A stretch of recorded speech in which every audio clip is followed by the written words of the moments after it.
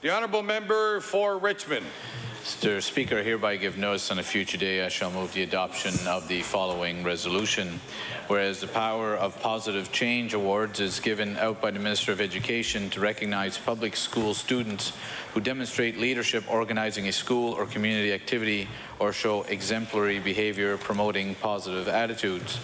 Whereas grade 12 Richmond Academy student Charcy Britton Boudreau received the award for her work in helping coordinate a breakfast and lunch program and was instrumental in developing a clothing boutique in her school called Giver. And whereas Charcy also participates on several committees and teams at Richmond Academy and in her community. Therefore be it resolved, the members of the House of Assembly congratulate Charcy Britton Boudreau on receiving a Power of Positive Change Award and commend her for her leadership in her school and community. Mr. Speaker, I ask for waiver of notice and passage without debate. There has been a request for waiver. Is it agreed? All those in favour say aye. All those against say nay. Motion is carried.